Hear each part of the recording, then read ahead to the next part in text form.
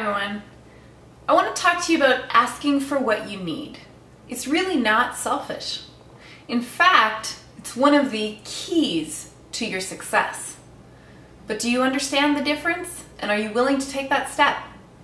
I think often we really think that it is so selfish that we ask for what we need, and so instead we turn into enormous stress tornadoes, run around like chickens with our head cut off, and we actually have very little productivity, and worse yet, very little enjoyment of what we're actually doing. One of the signs where I need to ask for support or ask for what I need is guilt. When I'm feeling guilty because I'm supposed to be doing something else, but I'm not. The guillotine of guilt, like chop your head off, it's terrible. When I'm feeling guilty, I stop myself and ask for what I need. And usually that's giving myself permission to let go of something or ask someone else to handle that while I do what it is that my business is requiring of me or my family is requiring of me.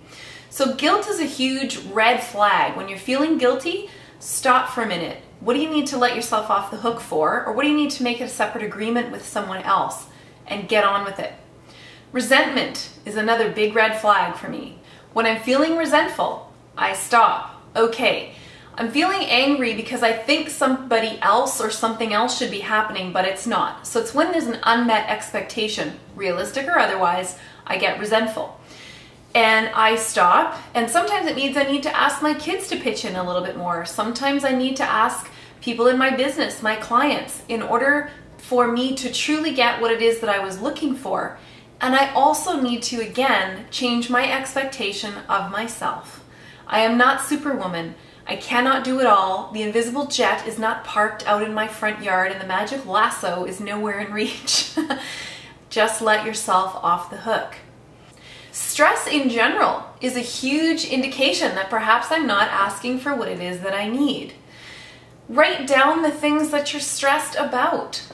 What different agreements can you make about them? What different expectations might you hold about those things for yourself, for other people? And where have you over or underestimated the time allotted so that it's really not working for you?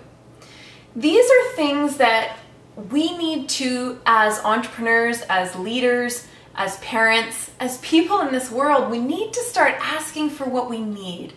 Because when we don't, we invalidate, bottle up, and shut down our emotions, and we get in the way of our own success, whatever that looks like, whatever you're aiming for in your life, whatever your spirit in your heart is craving for. It can't happen when you don't ask for what you need. People love to help. People love to help as long as it feels like an invitation for them to support something in you. What do you have to believe about yourself that would have you be willing to ask for what you need? You are worth more, vastly more, than what you know. Leave me a comment on my blog. What has been your journey about asking for what you need? And what kind of things do you know regularly? What areas do you still need to press a little bit and be willing to hold up your value and your worth so you're asking for even more and saying yes to your own awesome success?